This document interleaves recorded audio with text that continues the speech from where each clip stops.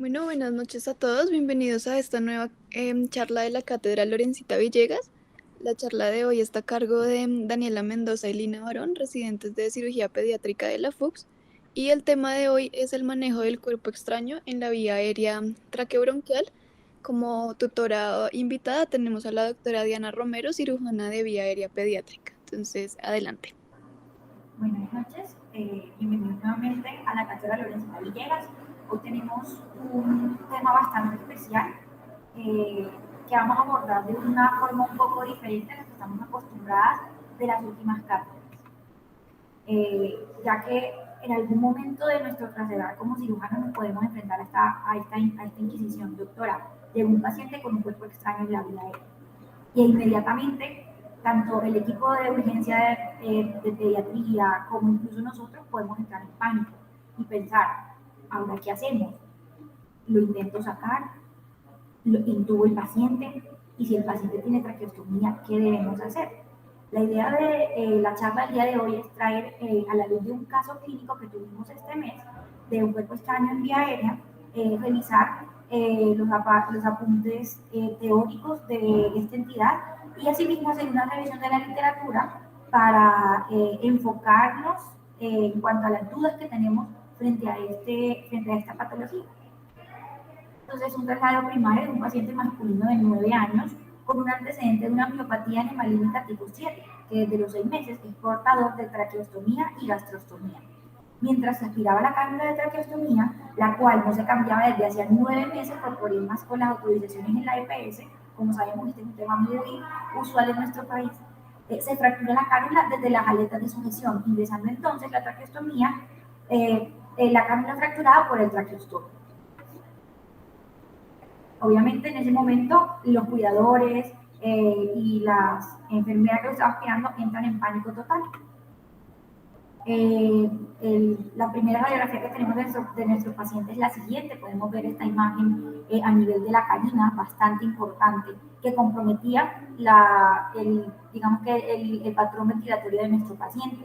Él ingresó en muy mal estado general, desaturado. La única fuente de oxigenación que tenía era una cánula de alto flujo conectada a lo que se podía por el traqueostoma. Obviamente llegó el paciente con un importante enfisema subcutáneo, como podemos evidenciar en la placa del tórax, y en muy mal estado general. A la luz de esto surgieron muchas preguntas. Realizamos por dónde una intubación orotraqueal o por el traqueostoma, realizamos una broncoescopia inmediata. ¿Qué debemos hacer? La idea es que a lo largo de esta charla, hoy todos sepamos qué hacer cuando tenemos un paciente con un cuerpo extraño en la vía aérea. Recordando un poco de la anatomía, recordar que la tráquea es un conducto semirrígido y elástico fibromuscocartilaginoso con un diámetro aproximadamente de 2 centímetros.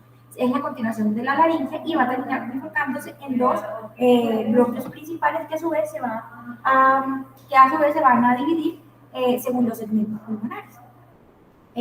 Aquí vamos a identificar los anillos traqueales y entre ellos ligamentos anulares de tejido fibroso que van a generar a su parte más proximal el ligamento cricotibial. A su vez, hacia la parte del inicio de los bronquios principales vamos a tener la carina, que es una bifurcación en forma de Y invertida que va a estar dando el origen o va a ser el inicio de estos dos bronquios fuertes. Este fue el lugar en donde se alojó el cuerpo extraño de nuestro paciente. Como vemos, fue una zona muy importante, ya que da inicio a estos dos bronquios fuertes que a su vez se van a dividir en 5 bronquios lobares y 20 segmentarios. Algo en parte de la anatomía particular de cada uno de ellos. El bronquio principal derecho es mucho más recto, como podemos identificar, y el izquierdo tiende a ser un poco más horizontalizado, con una torsión sobre su propio eje que va a hacer que ese bronquio derecho, a su vez, sea mucho más posterior que este. En cuanto a la epidemiología de esta entidad, debemos recordar que el 80% se va a presentar en los menores de 3 años, con un pico de incidencia entre los 1 a los 2 años. En la literatura que revisamos también lo podemos dividir dependiendo por el grupo etario. Los menores de 5 años, como vemos, se llevan la delantera, 77.8%, de 5 a 15 años, 16%, y los mayores de 15 años, 6.2%.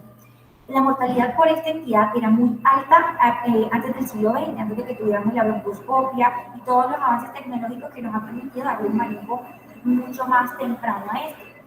Hasta el 2013 se calculaba en Estados Unidos una incidencia de muerte en los menores de 0 a 4 años de 1 en 10.000. Y era la quinta causa de muerte por lesión accidental y en menores de 1 año era de las primeras. Asimismo, vemos que la incidencia hombre versus mujeres va a ser de 1.5 a 1 o de 2.4 a 1, dependiendo la literatura que revisemos. Sin duda alguna, digamos que el comportamiento temerario de los hombres va a hacer que se incline más hacia ellos la balanza en cuanto a la aspiración de cuerpos extraños. La localización de estos también va a variar y dependiendo al lugar donde se alojen, qué tanto nivel de obstrucción tengan o no. Vamos a hablar de la sintomatología que pues más adelante hablaremos. Tenemos que un 3% se van a localizar en la laringe, en la tráquea y la carina un 13%, a nivel del pulmón derecho un 60%, de ese un 52% en el bronco fuente derecho, un 6% en el bronquio lobar inferior y menos del 1% en el bronquio lobar medio. En el pulmón izquierdo un 23%, recordemos pues también las bases anatómicas de estos dos bronquios fuentes, aquí un 18% en el izquierdo y un 5% en el bronquio lobar inferior. Bilateral solamente un 2% y vemos que nuestro paciente cae en este grupo digamos que tan reducido de pacientes. Por eso digamos que la importancia y por eso lo queríamos traer. El cuerpo extraño de nuestro paciente al localizarse en toda la carina generaba una obstrucción parcial de los dos bronquios fuentes. En cuanto pues a los cuerpos extraños, los más comunes son los frutos secos, es decir, los orgánicos, en un 35 o un 55%, sobre todo el maní. Dependiendo también de la localización geográfica, vamos a tener diversos tipos de semillas. Por ejemplo, todos los occidentales, que nuestra dieta es a base de maní y de almendras, pues obviamente son estos los que más se van a presentar. A nivel de Turquía, las semillas de girasol, los pacientes en Egipto van a tener más aplicaciones por semillas de sandía y en Grecia por semillas de calabaza. También se han encontrado que en cuanto a los cuerpos no orgánicos, o digamos que vamos a tener juguetes pequeños, joyería en un 30% e incluso monedas en un 10%. Y en alguna literatura se ha datado pacientes, mujeres islámicas que al momento de atar su hijab aspiraban esos alfileres, también se han encontrado. Y de estos objetos vamos a tener unas características que los van a hacer de alto riesgo. ¿Cuáles son? Que sean redondos, que sean difíciles de romper y difíciles de maniobrar, que sean muy compresibles y por ende sean difíciles de maniobrar y con una superficie lisa o resbaladiza. Bueno, en cuanto a la etiología de esta entidad, se va a generar primero que todo por alteración en la fase faríngea de la deglución. Recordemos que la epiglotis va a ser esa válvula que nos va a defender esa vía aérea en el momento de la deglución. En los pacientes donde tenemos más incidencia de esta entidad, que es en menores de 4 años, vamos a tener que estos movimientos, esta fase de la deglución puede tener algo de poca coordinación, generando entonces aspiración de cuerpos extraños mientras caminamos o corremos. También hay ciertas características de los pacientes en esta edad. Tenemos que son pacientes exploradores, que ya aprendieron a caminar, que caminan independientes, que ya saben hacer pinza para agarrar objetos pequeños. Muchos de ellos no tienen molares, sobre todo los menores de 2 años, y como ya sabemos, su mecanismo de deglución muy poco coordinado, y todo esto, digamos que es lo que genera la etiología en estos pacientes. En cuanto a la fisiopatología, va a depender ya de las características intrínsecas del objeto aspirado. Sabemos que los objetos metálicos van a tener una mínima reacción y que va a ser esta reacción la que nos va a generar mucha más estenosis, como pasa en los cuerpos lipofílicos. Los almidones, por su parte, también son bastante complicados, ya que como absorben agua, puede que ingresen generando una obstrucción parcial, pero al absorber agua, llámese secreciones de la vía respiratoria, vamos a tener una obstrucción total. En cuanto a la clasificación, digamos que no existe una clasificación mundialmente aceptada, pero sí podemos clasificarlos dependiendo de características importantes de este cuerpo extraño. Digamos que la clasificación clásica, o digamos las características clásicas, va a ser la edad del paciente, el tipo de cuerpo extraño y la localización, de la cual ya hablamos extensamente previamente. el grado de obstrucción, que puede ser parcial o completo, y el origen, que puede ser endógeno, como por ejemplo tapones mucosos o cilindros bronquiales, y exógenos por los cuerpos extraños. El doctor Chevalier Jackson, allá hace muchos años, nos habló de, digamos que las fases que podría pasar en esta aspiración de cuerpos extraños. Al ingresar el cuerpo extraño y tener una obstrucción parcial, vemos cómo tenemos entrada y salida de aire sin ningún problema. Pero ¿qué pasa? Que empieza a generar esa reacción inflamatoria y empezamos a tener estenosis, solamente permitiendo que ingrese el oxígeno y que el oxígeno no pueda ser expirado, generando un enfisema obstructivo, que a su vez si perdura en el tiempo, o crece, o si es un almidón, y ese almidón, digamos que absorbe mucha agua, vamos a tener una atelectasia obstructiva, ya que no va a entrar ni a salir aire. En cuanto a la clínica, digamos que va a ser muy variada y va a depender del grado de obstrucción de la vía aérea. Sin embargo, hay una triada, la cual es muy fácil de diagnosticar en los pacientes que de pronto no tienen una obstrucción total, que van a ser tos, sibilancias y disminución de los ruidos respiratorios, que pueden ser unilaterales o bilaterales. Obviamente, unilaterales nos va a enfocar mucho más rápido a esta entidad. Sin embargo, solo lo vamos a encontrar en un 57%. Si tenemos una obstrucción total de la vía aérea, vamos a tener distrés respiratorio severo súbito asociado a cianosis, alteración del estado de conciencia y pues muy mal estado general. Si tenemos una obstrucción, por el contrario, por ejemplo, el bronquio fuente, vamos a tener la triada de la que ya hablamos, asociado a cianosis, hemoptisis y disnea. A su vez, podemos clasificar digamos, el cuadro clínico en asfixia presentada o en un diagnóstico tardío. La asfixia presenciada, como le dice su nombre, estamos alimentando a nuestro hijo, la mamá está alimentando al paciente, están caminando y ven la aspiración del cuerpo extraño, porque va en un cuadro súbito que puede durar un par de segundos o minutos, y es una obstrucción parcial, o incluso el paciente puede alcanza a expectorarlo. Y en algunas ocasiones, como ya lo dijimos, se puede autolimitar, es decir, el cuerpo extraño ya se alojó en una parte de la vía aérea, no está generando una obstrucción total y puede haber entrada y salida de aire. En cuanto a los diagnósticos tardíos, estamos hablando de esos pacientes en los cuales se autolimitó ese cuadro clínico inicial, en los que no se hizo ningún estudio de extensión, no se hizo nada para saber qué pasaba con ese cuerpo extraño. Entonces, son pacientes que van a llegar con neumonía aguda o crónica, con accesos pulmonares, con bronquiectasis, con hemoptisis, muchos días o semanas después de esta aspiración. Ya en cuanto a la parte del diagnóstico, digamos que debemos basarnos en la historia clínica del paciente, la clínica y los estudios que vayamos a realizar en este paciente. Claramente hay pacientes que por su obstrucción de vía aérea pues van a llegar totalmente sintomáticos y debemos pasarlos de una vez a la parte del servicio de las salas de cirugía para realizar la extracción del cuerpo extraño.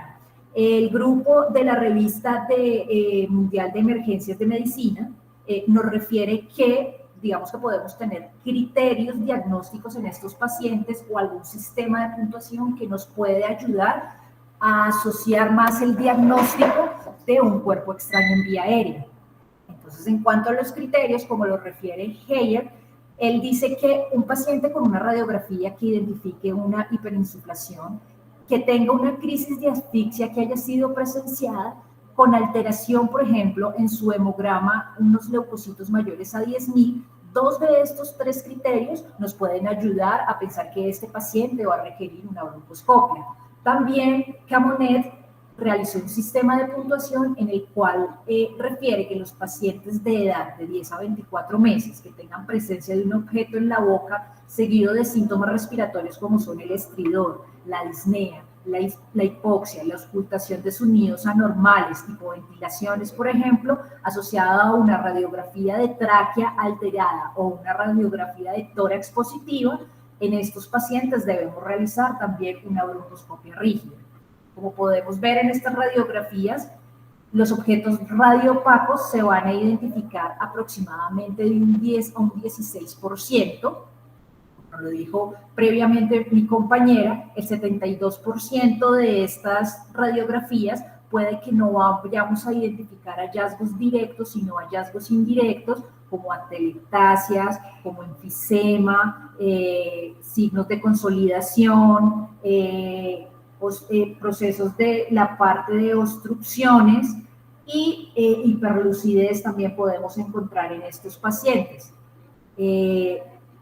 Vamos a poder identificar también áreas en la localización del cuerpo extraño, por ejemplo, como lo vemos en este caso, este cuerpo extraño de la laringe. Siempre debemos recordar que estos pacientes, aparte de la radiografía de tórax, se les debe de realizar una radiografía cervical para observar ocasionalmente esos cuerpos extraños están ubicados en la laringe y los vamos a poder extraer solo con una laringoscopia.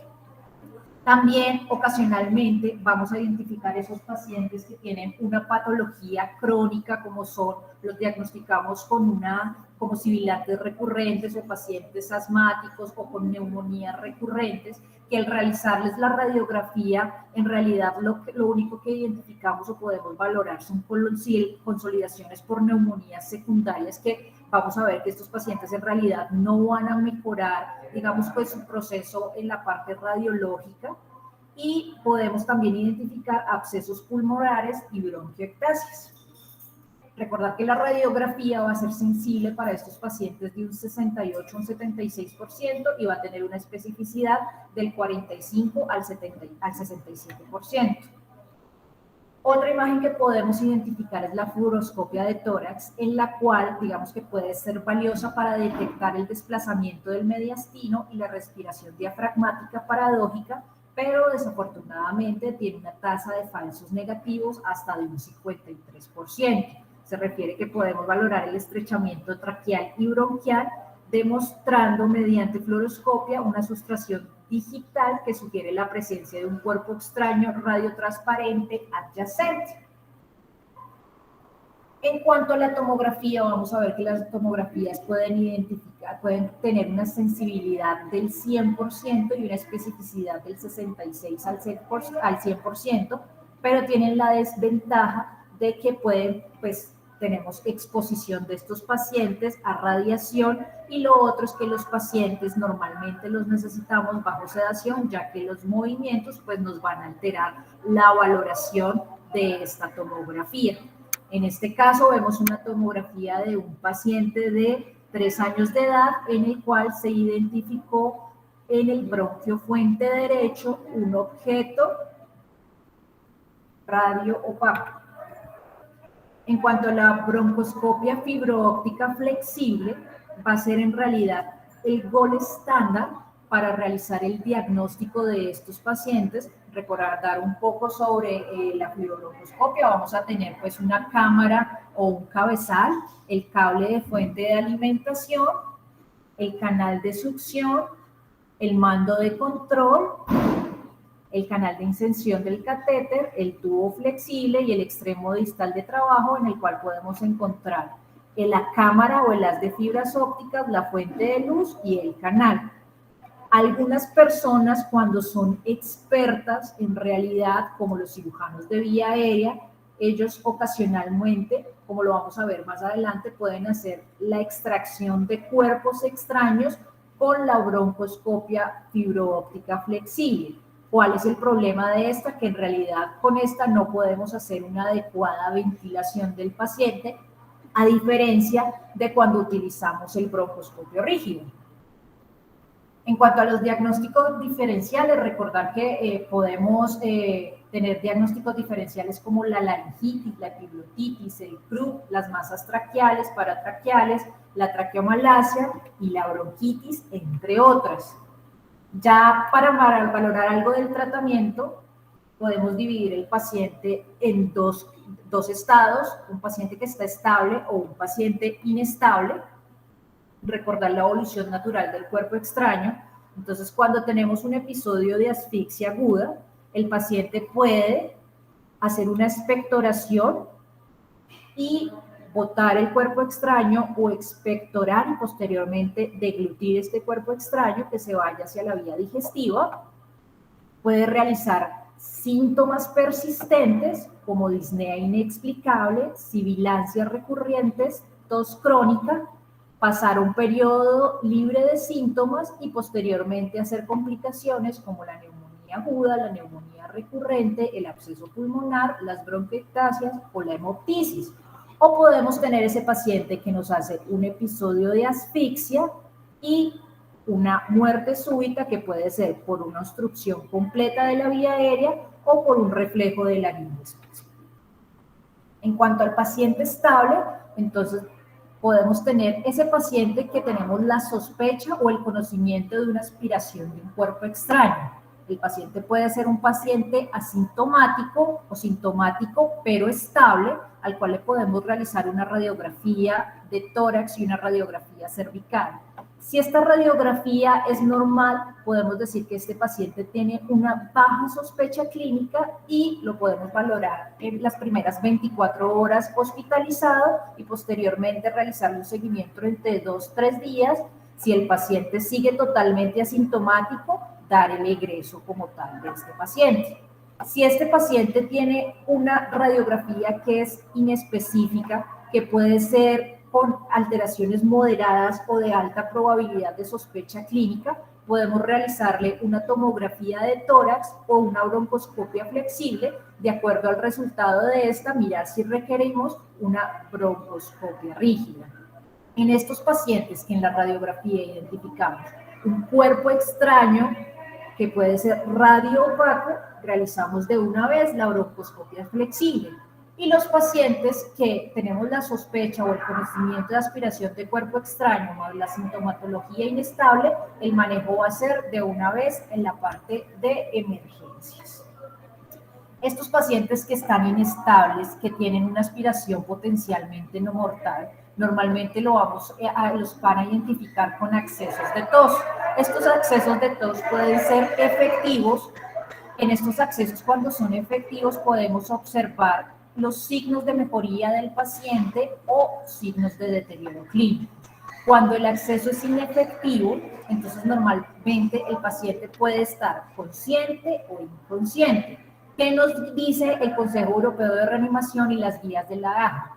Cuando el paciente está consciente, entonces si es menor de un año, mayor a un año, se deben dar 5 golpes en la espalda, y si es mayor a un año, 5 golpes secos en la parte posterior o dorsal, tóraco-abdominal. Las guías de la AJA nos refieren, si el paciente es menor a un año, se deben dar 5 golpes secos en la espalda, girar el paciente y realizar 5 procompresiones, y cuando son mayores a un año, realizarles la maniobra de Heimlich, que de acuerdo a la estatura del paciente la podemos hacer arrodillados o de pie. Cuando este paciente está inconsciente, entonces el Consejo Europeo de Reanimación refiere que lo primero que debemos hacer es tratar de permeabilizar la vía aérea para realizar 5 respiraciones y posteriormente iniciar con la resucitación cardiopulmonar. Las guías de la AJA nos refieren que si el paciente no responde, no respira, debemos iniciar la resucitación cardiopulmonar más 30 compresiones, identificar si el objeto salió, si está en la boca, retirarlo de la boca digitalmente, si no, dar 2 respiraciones y repetir de 1 a 3 veces estas maniobras. Si el paciente en realidad no responde, activar el código azul.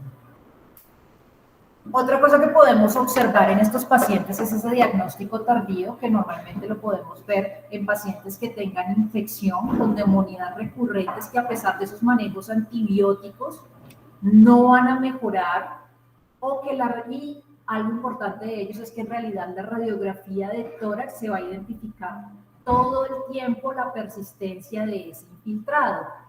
La inflamación también la podemos observar en diagnósticos tardíos, pacientes que van a presentar disneas, sibilancias recurrentes o algunos síntomas sutiles y periodos que van a estar totalmente asintomáticos. Recordar que lo primero que debemos hacer en estos pacientes es la laringoscopia directa. La laringoscopia debe ser con una hoja curva o una hoja recta, en la cual, si vemos ese objeto en la parte ubicado, localizado en la laringe, con una pinza McGee podemos hacer la extracción del objeto. Ya si en realidad no lo podemos hacer y en ese momento no está el cirujano de vía aérea con nosotros, podemos ayudarnos con el grupo de anestesiología, los cuales pueden hacer una intubación en ese momento orotraqueal, hacer el paso o empujar el objeto más hacia distal y empezar a ventilar en ese paciente, que es, digamos, que la emergencia en ese momento. Posteriormente, pues vamos a realizar la broncoscopia rígida.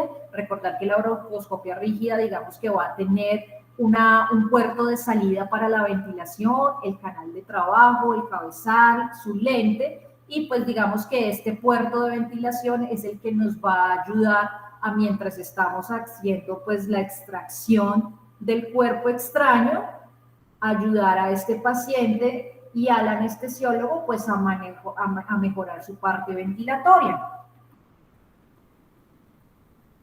Aquí vamos a mostrar la broncoscopia rígida de nuestro paciente, del caso clínico del que hemos hablado a lo largo de la charla. Acá podemos observar la cánula de traqueostomía ubicada a nivel de la carina. Para hacer la adecuada remoción, como podemos ver, tuvimos que, bueno, la doctora Romero intentó ese cuerpo extraño, lo ubicó hacia el bronquio fuente izquierdo para que fuera mucho más fácil hacer la extracción del mismo, ya que se encontraba de manera un poco horizontalizada, como podíamos ver en la primera imagen. Acá podemos ir observando cómo se hizo la extracción. En ese momento ingresamos por el traqueostoma, ya que el paciente tenía la articulación temporomandibular muy anquilosada y no permitió hacerlo vía orotraqueal. A su vez, al momento de hacer, digamos que ya la broncoscopia de exploración, encontramos un granuloma distal hacia donde se encontraba ese cuerpo extraño, lo que nos habla de que probablemente al introducirse por el traqueostoma, la traqueostomía empujó ese granuloma, que era bastante importante. Por ende, recordar que es muy importante, luego de hacer la extracción del cuerpo extraño, ingresar nuevamente y hacer una inspección de la vía aérea.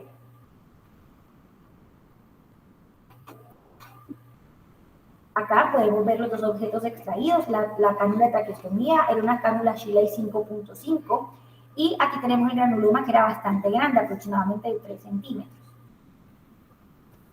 Ya en cuanto a las complicaciones, podemos identificar en estos pacientes que se puede valorar edema de la vía aérea, estenosis, neumonía, las bronquiectasias, los abscesos pulmonares, el neumotórax y el daño cerebral y la muerte.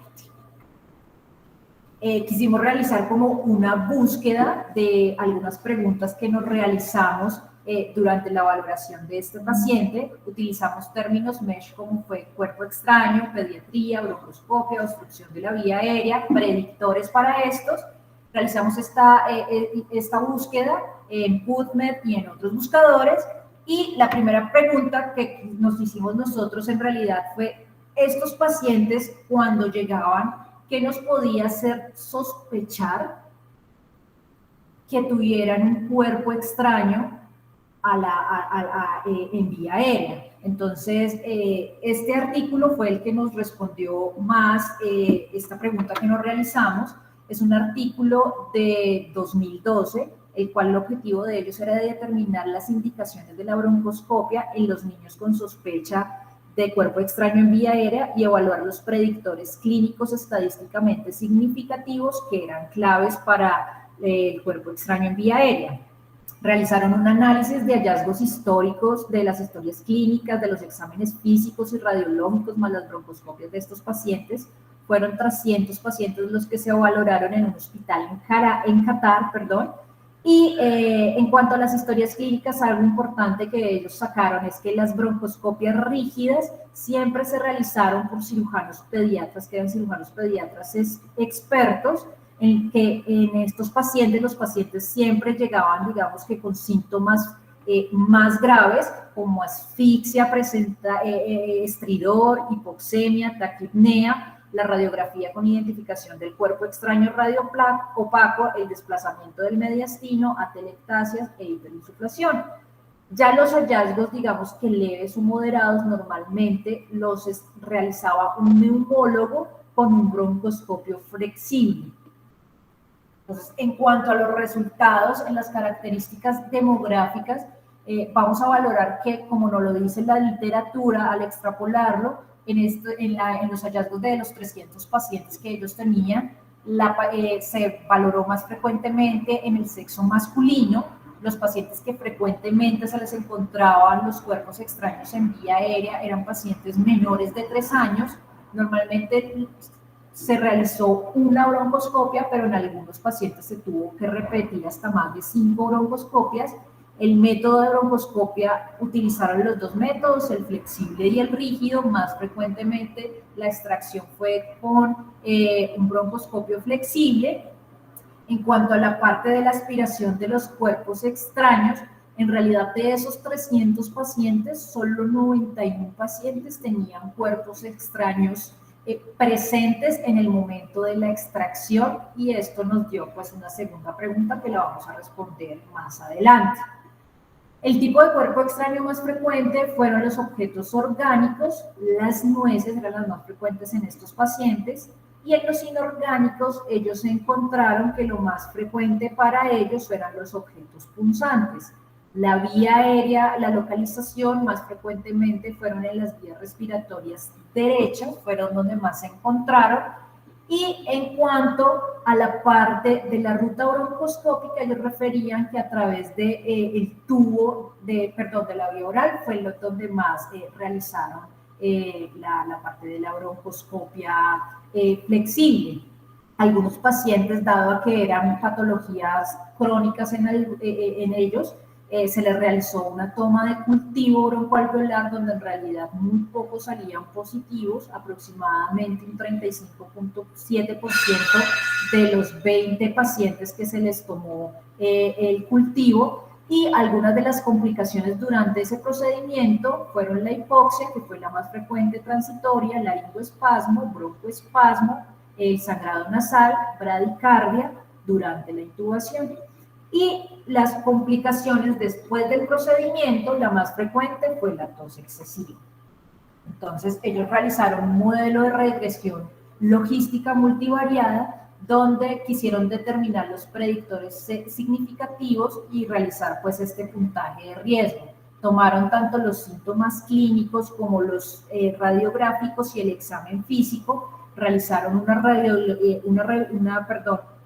una revisión logística de ellos, identificaron la asfixia atestiguada, la respiración ruidosa, el estridor, la disfonía, las sibilancias, ya fueran recurrentes o persistentes, asociadas a hallazgos anormales en la radiografía y una disminución de la entrada de aire. Identificaron que al realizar la sensibilidad y la especificidad de estos, digamos que tenían mayores significancias con P's totalmente significativas, como lo podemos ver aquí, al valorar la respiración ruidosa, la cianosis, las sibilancias de aparición pues súbita o recurrentes, la radiografía normal con insuflación unilateral, izquierda o derecha, o en la parte de observar el objeto radiopaco, y al examen físico que tuvieran alteración en la entrada de aire.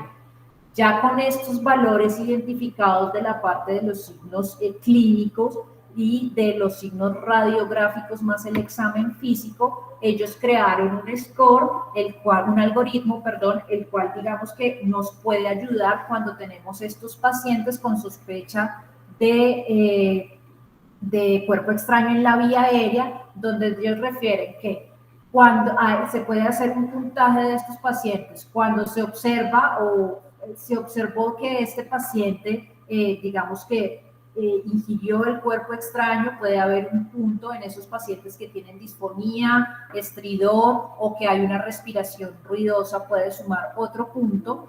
La persistencia de sibilancias o unas sibilancias nuevas o recurrentes nos da 2 puntos. La reducción o la hipoventilación en alguno de los campos pulmonares y las anormalidades de la radiografía. De acuerdo a esto, digamos que podemos clasificar el paciente en un total de score.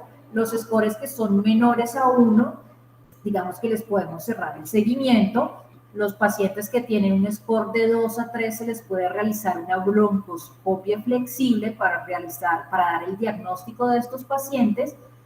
Y los pacientes con scores de 4 a 5 se puede realizar o broncoscopia flexible o broncoscopia rígida, y ya los pacientes que tenían más de 5 puntos deben ser llevados prontamente a la broncoscopia rígida. La segunda pregunta que nos realizamos fue en esos pacientes que vimos que el grupo que se vio de pacientes, la población eran 300 pacientes, pero en realidad fueron 90 solo los pacientes que presentaron un cuerpo extraño positivo. Entonces, la segunda pregunta que nos hicimos fue cómo evitar la broncoscopia pues innecesaria en esos niños con sospecha de aspiración de cuerpo extraño, y identificamos este estudio que nos resolvía esa pregunta.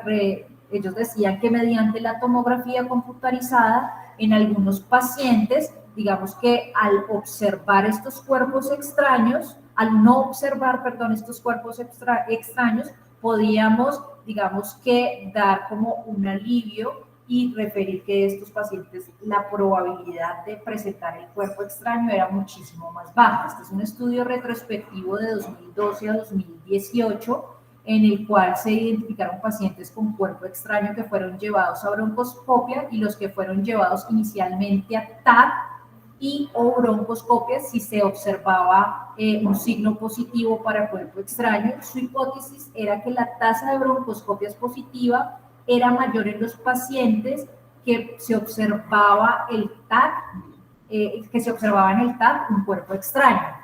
Se evaluó pues el impacto de la tasa de complicaciones y el tiempo del procedimiento, y evaluaron también las propiedades diagnósticas del TAC para los cuerpos extraños. Realizaron también otros resultados secundarios. Los niños con resultados negativos por TAC sin broncoscopia fueron llamados para realizar una encuesta, y se dice que se realizó una variabilidad interobservador de relectura de 3 radiólogos que estaban sesgados para valorar las tomografías de estos pacientes. 142 pacientes fueron evaluados con cuerpos extraños en vía aérea, de los cuales incluyeron 133 pacientes. De esos 133, 69 pacientes se les había realizado una tomografía o una tomografía más broncoscopia si identificaban que se observaba el objeto o el cuerpo extraño. Se refiere que 49 pacientes de estos solo se les realizó la tomografía y estos pacientes se descartó que presentaran un cuerpo extraño. 2 pacientes que en realidad no estaban muy seguros se les realizó la broncoscopia, de los cuales dieron negativos esos 2. Y 18 pacientes que observaron por la tomografía que se identificaba un cuerpo extraño, 17 pacientes, que era el 94.4%, presentaban el cuerpo extraño, y uno nomás dio una broncoscopia en realidad negativa. Y de los pacientes que solo se les había realizado la broncoscopia, como podemos identificar acá, 25 pacientes, la broncoscopia fue negativa, quedaba un 39.1%, y 39 pacientes se identificó que presentaban una broncoscopia positiva. Otros de los hallazgos de ellos, pues, otra vez podemos valorar que lo más frecuente en los pacientes pues es la asfixia, la disnea. En cuanto a la historia clínica, el examen físico identificaron la taquipnea, retracciones intercostales, alteración en los sonidos de la respiración. En la radiografía de tórax la pudieron identificar ocasionalmente normal, en algunos hiperinsuflación, atelectasias, pero en realidad, como podemos ver en la parte del p-valor, no eran estadísticamente significativas en ninguno de los dos.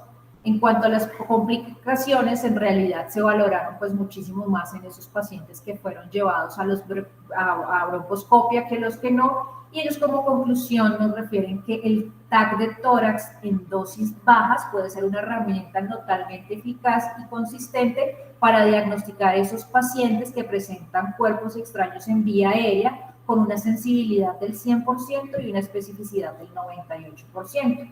que su uso en realidad debería ser más ampliamente adoptado, ya que se puede realizar rápidamente con una mínima exposición a la radiación y puede prevenir las broncoscopias innecesarias.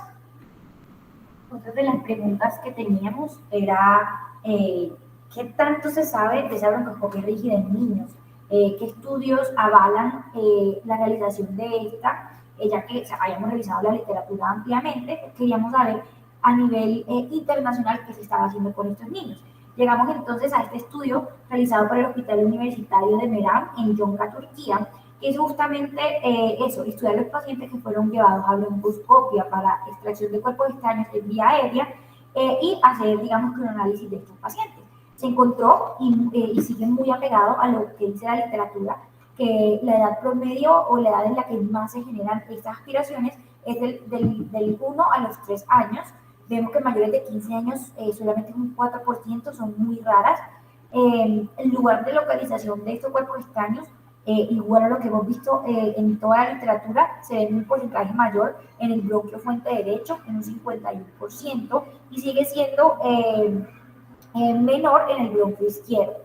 A su vez, en cuanto a qué tipo de cuerpo extraño era el que más se presentaba, vemos en un 26%, en este caso pistachos, y un 45%, o sea, 62 pacientes, semillas de girasol, como habíamos hablado anteriormente por la tipificación de las personas de Turquía y por su gastronomía era mucho más preponderante esta que el maní o otro tipo de nueces.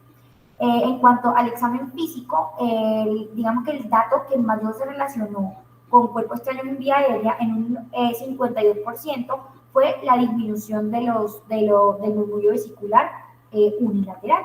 También veíamos que con un porcentaje importante los pacientes presentaban taquipnea, fiebre, y vemos un 9% que no tenían sintomatología. Entonces también es muy importante esta parte. Ellos entonces revisaron el grado de positividad o negatividad de esta broncoscopia, es decir, qué broncoscopias identificaban realmente un cuerpo extraño en esa vía aérea en cuanto al tiempo en que se realizaran estas. Entonces teníamos que los pacientes que se realizaba la broncoscopia en menos de 24 horas tenían una tasa de positividad de un 62%, a diferencia de los pacientes de más de 7 días, solamente un 6%, con una broncoscopia negativa pues bastante importantes. Haciendo pues ya el estudio de sensibilidad y especificidad, vemos que la sensibilidad del 63%, la especificidad del 63% y una sensibilidad del 79%, con una tasa de falsos negativos solamente del 6%. Ellos entonces dan como conclusión que esta es una prueba que es bastante segura y que todo paciente con aspiración de cuerpo extraño debe ser llevado sin excepción a esta. Y los objetos fácilmente fraccionables dirigir al bronquio derecho o al bronquio, digamos que sea más fácil, en el caso particular de nuestro paciente, al bronquio fuente izquierdo para extraerlo de una manera más cómoda. Con esto en mente nos surgió la siguiente duda, bueno, pero muy buena la broncoscopia, ¿genera algún tipo de morbilidad en nuestro paciente? ¿Aumenta la mortalidad de los pacientes que son llevados a esta? En base a esto traemos este artículo que lo hizo la Sociedad de Laringólogos, de Otorrinolaringólogos Americanos, en la cual se estudiaron entre el 2014 y el 2015 todos los pacientes que fueron llevados a broncoscopia para realizar extracción de cuerpo extraño en vía aérea. En total se tomaron 334 pacientes, tomados de la base de datos de cirujanos de Estados Unidos, del cual el 41% eran mujeres y el 59% eran hombres. Como vemos, también se relaciona mucho con la epidemiología que está datada en la literatura universal. Vemos que la edad promedio eran 3.7 años, con una variabilidad de los 0.6 años a los 17.9 años. El 70% de ellos eran blancos, el 12% afroamericanos y solamente el 1.8% eran asiáticos. La mayoría de ellos ingresaron por urgencia, ya sea remitidos de casa con un 20% o incluso de la consulta externa. Y solamente un porcentaje pequeño eran remitidos de otra institución. La mayoría de los pacientes fueron ASA 1, y acá podemos ver en esta tabla cómo dentro de las comorbilidades de los pacientes un 94% eran sanos. Y en cuanto al lugar donde estaban alojados, vemos también que en porcentaje en los bronquios fuentes era mucho mayor, 62% con respecto al resto de la vía aérea. En cuanto ya a las comorbilidades y a las complicaciones de estas, se encontraron en unos porcentajes muy bajos, como podemos ver. El más alto, pues, o digamos que lo que más se vieron afectados los pacientes, solamente en un 2.7% fue en ventilación mecánica más de un día, en un 2.4% de ventilación mecánica solamente por un día, 8 pacientes. Y en estos, ya en un porcentaje mucho menor, neumonías, infecciones respiratorias posteriores a la broncoscopia, bronquitis postoperatoria y solamente un paciente requirió reintervención. Este paciente, obviamente por sus comorbilidades de base, la cardiópata, llegó en muy mal estado, fue la mortalidad que se presentó en esta serie, en este estudio, solamente considerándose en un 0.3%. Ellos concluyen entonces que la broncoscopia es una medida efectiva y segura para el manejo del cuerpo extraño en la vía aérea pediátrica. Y ya para culminar, la última pregunta que nos realizamos era si en realidad pues, la broncoscopia flexible para la extracción de los cuerpos extraños podría ser 100% efectiva. En realidad, como nos podemos dar cuenta, son pocos los estudios realizados. La mayoría son estudios, estudios de corte bastante pequeños, series de casos, estudios retrospectivos, en la cual pues digamos que el número de pacientes es bastante pequeño, el número de casos es bastante pequeño, la máxima son de 66 pacientes. Hay un último estudio que es de 20 pacientes en los cuales refieren que todas estas extracciones de cuerpo extraño fueron realizadas por cirujanos que eran cirujanos de vía aérea o cirujanos expertos en la realización de broncoscopia flexible y que pues la tasa de éxito para estos pacientes en realidad fue efectiva con algunas complicaciones, pero pues queríamos realizarle esta pregunta a nuestra tutora.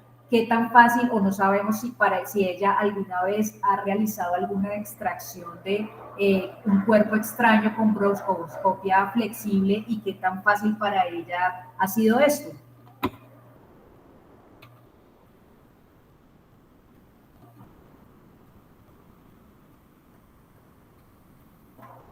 Bueno, recordar que, como lo dijo mi compañero a lo largo de la charla, realizar este tipo de procedimientos tiene que ser en manos completamente expertas para que sea exitoso.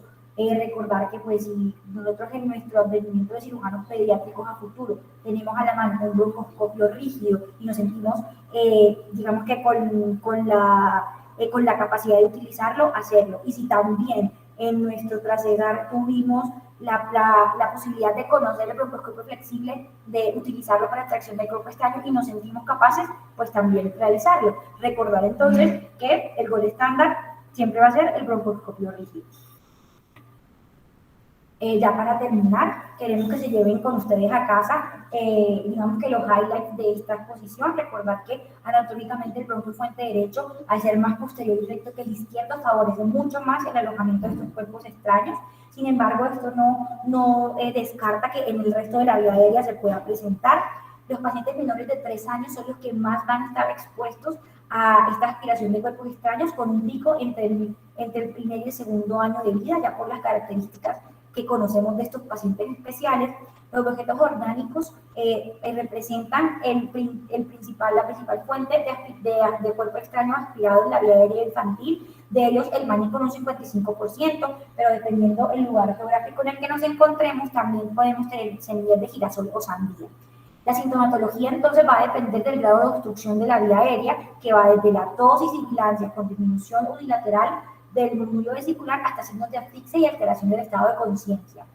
Recordar que la radiografía de tórax tiene una sensibilidad del 27% y una especificidad del 67% para el diagnóstico de esta entidad, y vamos a encontrar hallazgos como las telectasias unilaterales, hiperinsuflación focal o enfisema obstructivo. Recordar entonces también que la broncoscopia fibróptica flexible es un muy buen método diagnóstico y puede ser terapéutico en manos solamente expertas. Y recordar y llevar para la casa que el gol estándar siempre va a ser por el manejo con la broncoscopia rígida y que debe ser un manejo multidisciplinario con el equipo de urgencia pediátrica y el cirujano. Recordar, muy importante, asegurar esa vía aérea ya sea de manera orotraqueal o por el traqueostoma. Muy importante recordar y preguntar si nuestro paciente tiene una estenosis subglótica o alguna alteración de la vía aérea que haga particular esta intubación, y que por ende debemos estar preparados y con un equipo que sepa qué se debe hacer en estos casos. Eso es lo que queríamos traer el día de hoy. Esperamos que hayan disfrutado esta charla, que sea muy provechosa para su ejercer médico. Gracias, Lina. Gracias, Daniela. ¿Está la doctora Romero con nosotros?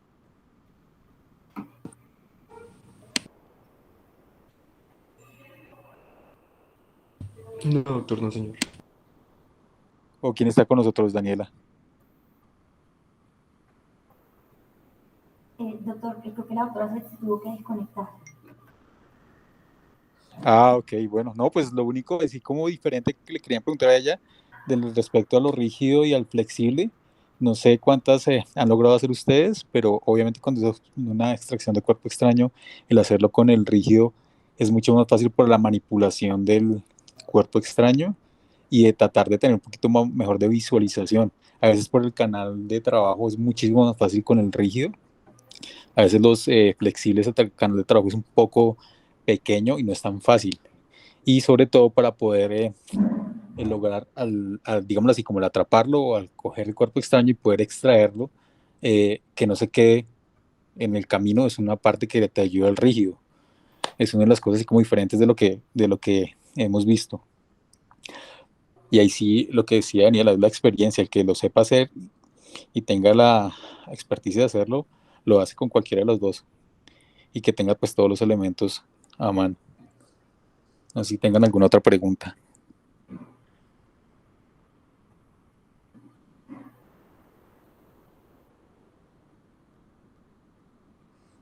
Entonces, ya, terminada la charla, Lina. Sí, señor. Ah, bueno, ok. Listo, que gracias. Estábamos en las entrevistas de los residentes, de los nuevos aspirantes a residentes. Entonces, tal vez por eso no se pudo conectar la mayoría. Pero bueno, gracias por la charla. Muchas gracias, doctor. Vale, que estén bien. Chao.